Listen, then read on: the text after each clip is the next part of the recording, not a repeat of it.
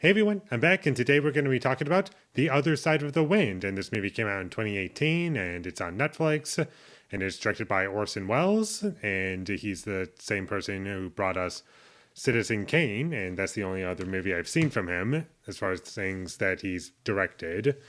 This movie is infamous for being just in production for decades, for over 30 years, maybe 40, and I didn't really read much about it other than they were having a lot of trouble with a lot of things, and even in the opening they mentioned that there was 100 hours worth of footage that they went through, and they just put together what they could and tried to be as faithful as possible. And there were some things that I did like. I did like the music. I thought it had good music to go along with it, and this movie does have a film within itself, and it does kind of cut to that and kind of show the making of that, and or at least the end product of what was filmed. And I felt as though the shots in the film within this film looked great, and it was a lot better than the actual movie that I was watching. But staying on positives, there were a couple lines of dialogue that I did like. One of them being something along the lines of, it's easy to make a good movie, but hard to make a great movie.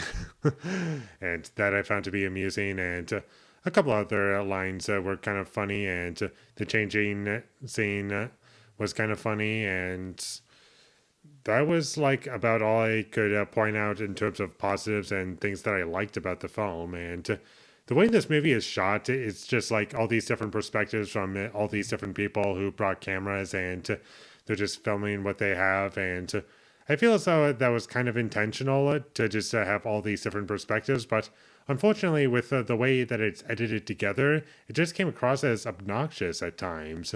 I couldn't really get a good sense of the environment. I was constantly being given a headache, and I just couldn't get into the visuals of the film. Nothing looked impressive to me, and I just wanted the movie to just not have that look anymore. And the only times I really got out of it was during the screening of the film within the film. And I was like, okay, that's a bit better now. And overall, this is a classic case of if you really connect with what's going on, you're going to have a better time. And I just wasn't connecting with the story, the characters, or really much of anything. And apparently, this movie is supposed to be a satire. I didn't really read it that way, mostly because it just didn't really feel as though that was the intention, or I just couldn't really get into it. I didn't care for what it was going for, and maybe it just went over my head. Maybe it was just a case of you either get it, you get it, or if you don't get it, you don't. And I was just thinking of better movies that I would much rather be watching, and this film was just very unspecial to me. And it's very forgettable, very boring, very little happened, and there's no conflict really. And nothing happens throughout the entire film. There's so little to latch on to.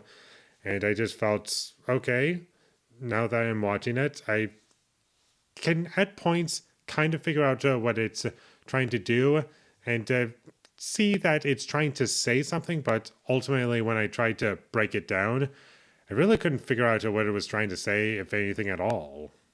It honestly just felt like it was talking about a whole lot of nothing for 2 hours.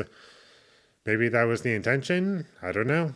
I don't feel as though that was the way to go for this movie, nor did that feel as though that was intentional. I just felt robbed of an experience, honestly. And honestly, speaking of movies that I would much rather be watching, a couple examples of movies that have stories within a story, but it still works as a whole piece.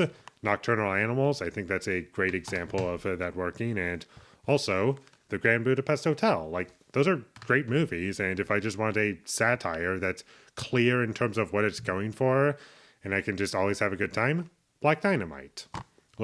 Those are way better than this. A lot more clear in terms of what they're going for.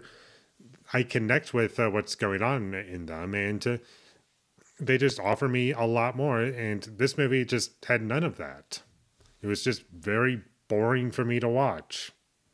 And that's about all I have to say about The Other Side of the Wind. It was very boring, very forgettable, and I've honestly forgotten about most of it. And I don't really have a lot of notes for this movie because it was mostly just boring.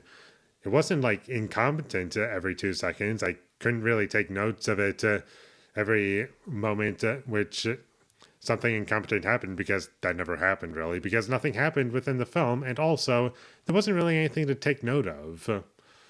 And because that was the case, I just left feeling okay, that was a movie, I guess, and I'll never watch this movie again. So skip this movie if you ever come across it, would be my recommendation. And with all that being said, I'm going to give The Other Side of the Wind a 4 out of 10. Thank you for watching my videos. As always, if you enjoyed this review, be sure to leave a like and comment down below your thought of The Other Side of the Wind, and my social media links, they will all be in the description, so follow me there.